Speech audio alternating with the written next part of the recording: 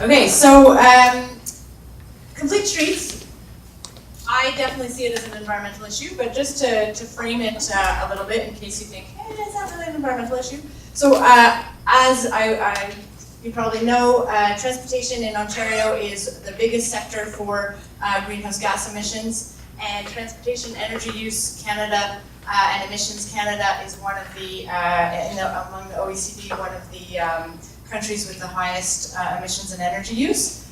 But these two, these are really important data, really important consequences, but it hasn't really moved the needle in terms of public behavior. We need to have more than just this kind of data. We need data that grabs people on a more personal level. And so a similar graph as the emissions and energy use is one about road safety. So Canada doesn't do so well on road safety either. And a country like Great Britain does much better.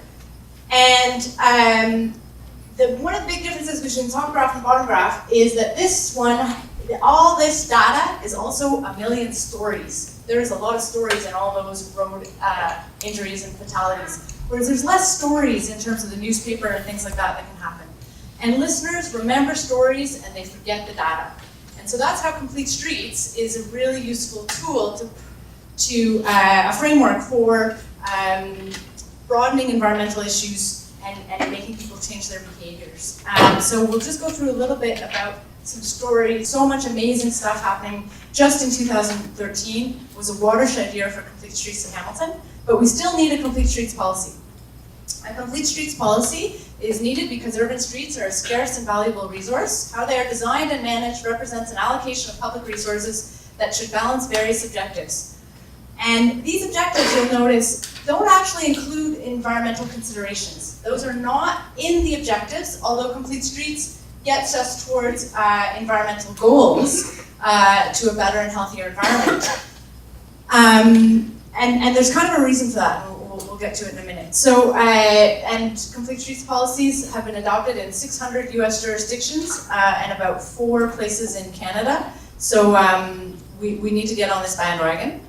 So I'm going to talk about 2 examples of how Complete Streets would change some recent city decisions. Now, the city is doing great things. I'm not here to, I'm going to talk about a little bit of negative stuff, but I know that the city is a great partner and can take this constructive criticism and has already, I think, reflected on these. These things happened over a year ago, and there's been a lot of change since then, and I think reflection about how things could have been better done.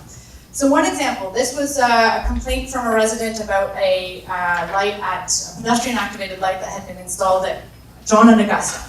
And it wasn't working right, it didn't make sense for pedestrians, it took too long.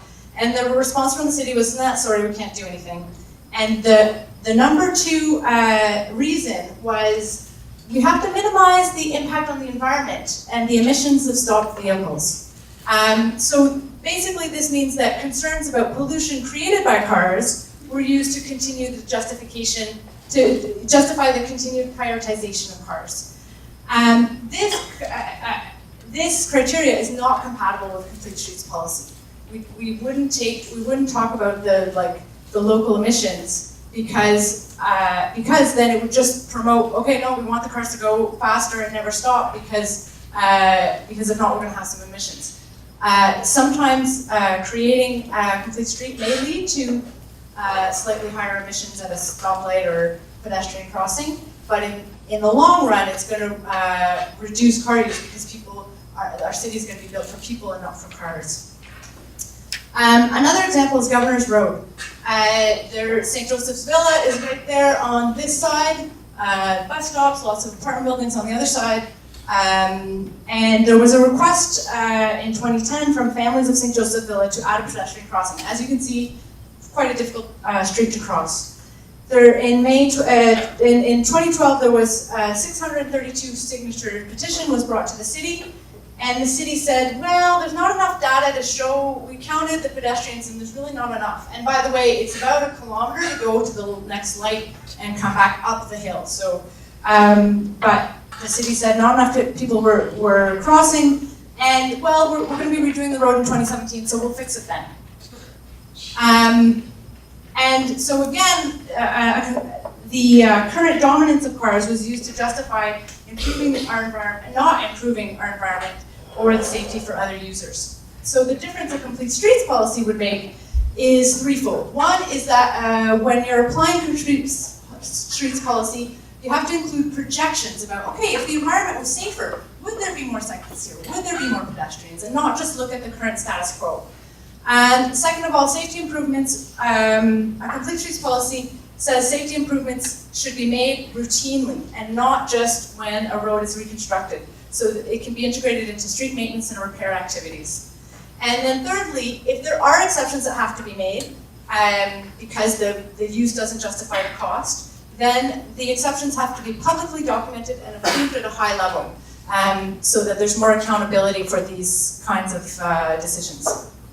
Unfortunately, a complete streets policy wasn't there, and we had the terrible tragedy of Kitty McLeod killed going across Governor's Road. And the next year, a pedestrian island was in fact installed.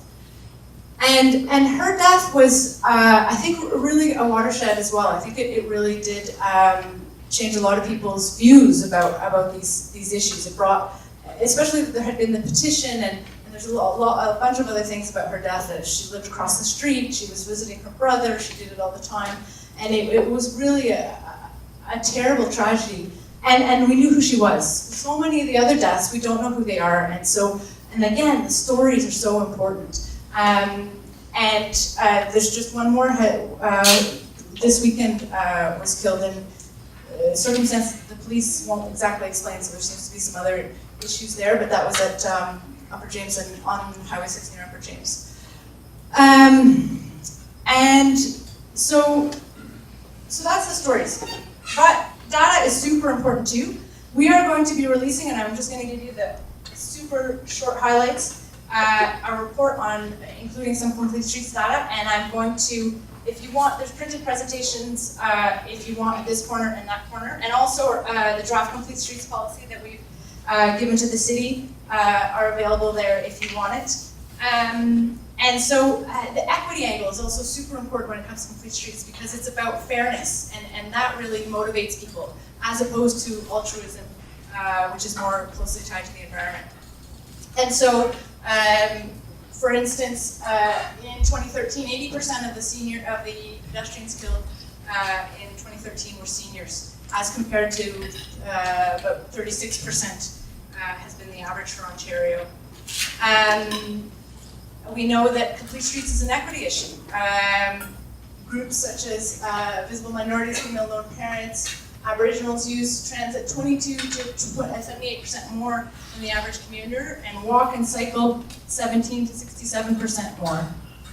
Hamilton is Canada's largest region without rapid transit, if we look at it either at the CMA level or at the municipal boundary level.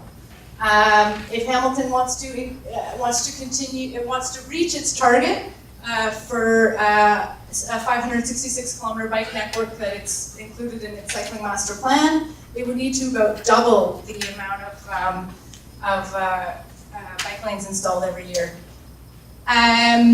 We looked at, our report includes a little bit about snow removal on sidewalks, and it turns out about 35% of complaints get enforced, I guess, or you know, there might be other reasons, maybe the snow has melted, etc., but about 35% lead to a notice to property owners. And we have a section, I see Keenan, we have a section about gondolas in the report about how incline transit really needs to be talked about in Hamilton more seriously. And there we go, that's it for me. Thank you.